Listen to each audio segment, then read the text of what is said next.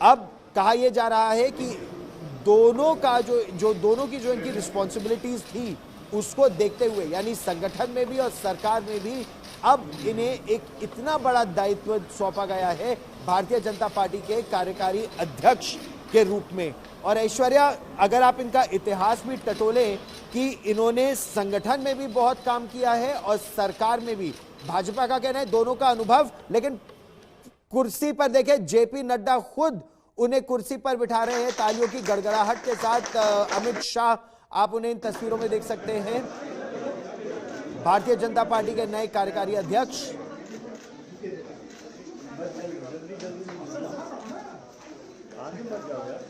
और जेपी नड्डा अब उनको फूलों का ये गुलदस्ता देते हुए, बड़ा दायित्व उन्हें सौंपा गया है भारतीय जनता पार्टी के कार्यकारी अध्यक्ष के रूप में। पहली प्रेस कॉन्फ्रेंस भी अब आप सुनेंगे।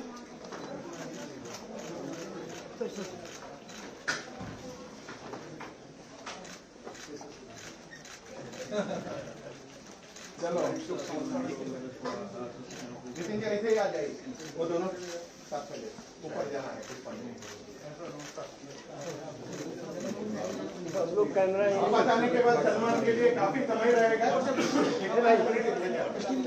कौन है? धर्मेंद्र प्रधान, गिरिराज सिंह, कई मंत्री भी और बीजेपी के कई नेता भी, रविशंकर प्रसाद भी, आप इन तस्वीरों में आप उन्हें देख रहे थे।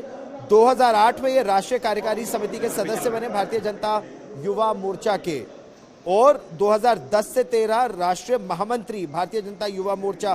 तो युवा मोर्चा में रहे भारतीय जनता पार्टी, फिर अलग अलग राज्यों के प्रभारी इन्हें बनाया गया। ऐश्वर्या, 2019 सिक्किम में, 2021 से 24 तक छत्तीसगढ़ में, और लगातार ये संगठन में भी इन्होंने काम किया है और पार्टी में भी। संसद का घेराव 2011 हो या राष्ट्रीय एकता यात्रा 26 जनवरी 2011, कई कार्यक्रमों में इनकी पहल भी रही है।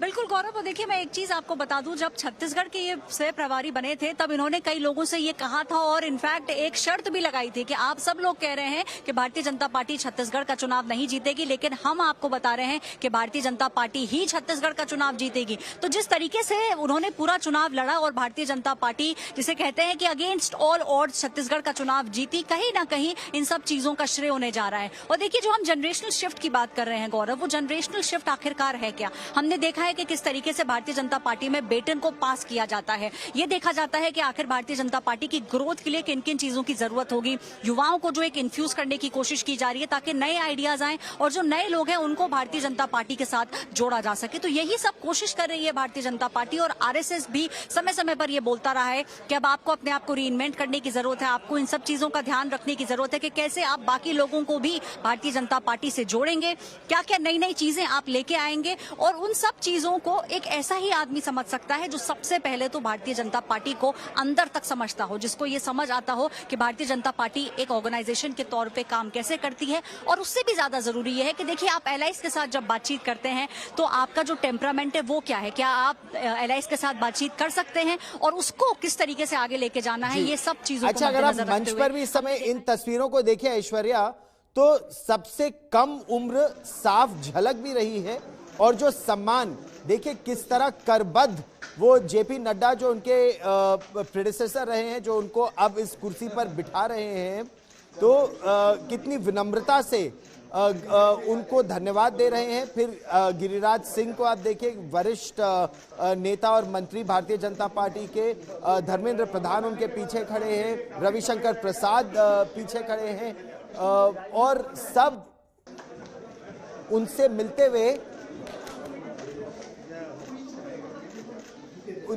और ये केंद्रीय गृह मंत्री अमित शाह के साथ सभी ने अब उनको उनका दायित्व सौंपा है।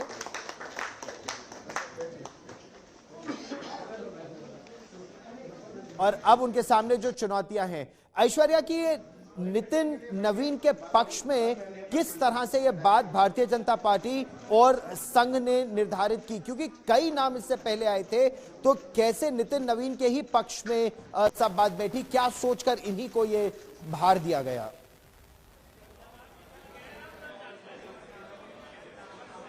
देखिए गौरव, मैं आपको बता दूं, भारतीय जनता पार्टी मास्टर हो चुकी है इस आर्ट की। हम कहते हैं ना कि जब आप पत्ते खेल रहे होते हैं तो आपके चेहरे पर एक्सप्रेशन नहीं आना चाहिए कि आपके पास अच्छे पत्ते हैं या बुरे पत्ते हैं, and keeping the cards close to your heart. आपको जो अपनी अगली चाल है किसी को भी नहीं पता चलना चाहिए कि आखिरकार आप सोच क्या रहे हैं। तो ये जो बात है, भारतीय जनता पार्टी इसको मास्टर कर चुकी है। देखिए, हमने देखा है कि कई बार कितने सारे नाम चलते हैं, उनमें से कोई भी नहीं होता। भारतीय जनता पार्टी में तो ये कहा जाता है कि अगर आप बनना चाहते हैं तो कोशिश करिए कि आपका नाम ना चले।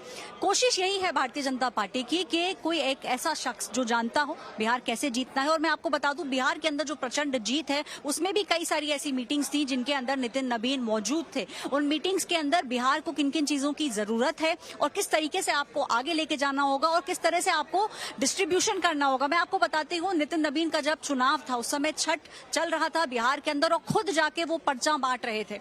तो इससे आपको ये समझ आएगा कि एक सामान्य कार्यकर्ता के तौर पर वो काम करते रहे हैं। प्रधानमंत्री नरेंद्र मोदी भी कई बार ये बात बोल चुके हैं कि आपको ये, मैं भी खुद एक सामान्य कार्यकर्ता ही हूं भारतीय जनता पार्टी का, मैं तो देश की सेवा कर रहा हूं।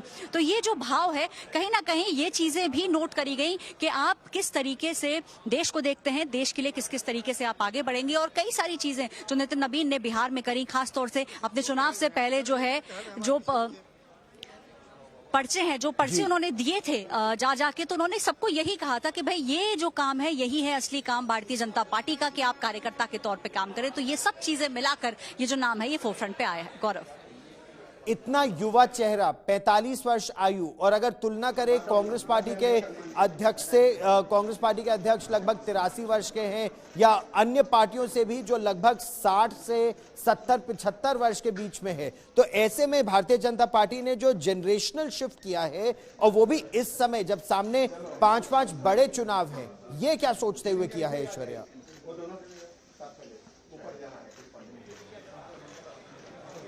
बिल्कुल गौरव, देखिए बड़े चुनाव तो हैं ही। अगर हम खासतौर से बात करें वेस्ट बंगाल की, तो 2021 के अंदर जब चुनाव हुआ था, भारतीय जनता पार्टी को लग रहा था कि वो चुनाव जीत जाएंगे, लेकिन उनकी 77 सीट्स आई।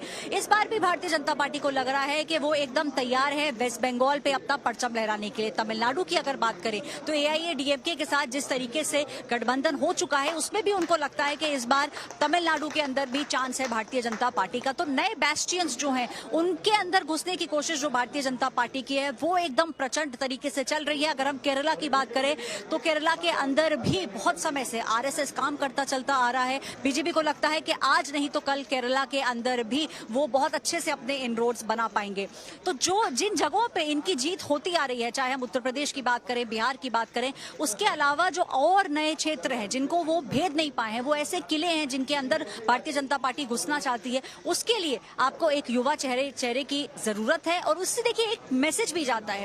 एक तो कार्यकर्ताओं के अंदर जोश भरता है, क्योंकि कार्यकर्ताओं को लगता है कि कहीं ना कहीं यही वो पार्टी है जो उन्होंने काम किया है, कार्यकर्ता होने का जो वो काम करते हैं उसको सम्मान दिया जाएगा। और हमने देखा है कि किस तरीके से, चाहे वो राजस्थान हो, मध्य प्रदेश हो, छत्तीसगढ़ हो, चाहे वो उड़ीसा हो, उन लोगों को फोरफ्रंट पे लाया गया है जो दूसरी या तीसरी पंक्ति के अंदर होते थे। तो एक बड़ा मैसेज जो है देश भर के अंदर अपने कार्यकर्ताओं को भारतीय जनता पार्टी ने, ये जो एक मास्टर स्ट्रोक है, इससे दिया है कि अगर आप काम करते रहेंगे, दिल लगाकर भारतीय जनता पार्टी के साथ जुड़े रहेंगे, तो आपको उसका जो डिविडेंड है वो जरूर दिया जाएगा। और बीजेपी ऑपोजिशन पे जो उंगलियां उठाती है गौरव, वो भी तो इसी चीज को लेके करती है कि एक हमारी ही पार्टी है जहां पे एक सामान्य कार्यकर्ता, प्रधानमंत्री नरेंद्र मोदी भी अपनी बात यही करते हैं कि बीजेपी में ही एक सामान्य कार्यकर्ता, कोई एक ऐसा शख्स जो बहुत हम्बल बैकग्राउंड से आता हो, वो उन ऊंचाइयों तक पहुंच सकता है। तो एक मैसेजिंग जो है एक एग्जाम्पल के तौर पे देने की कोशिश की गई है। गौरव,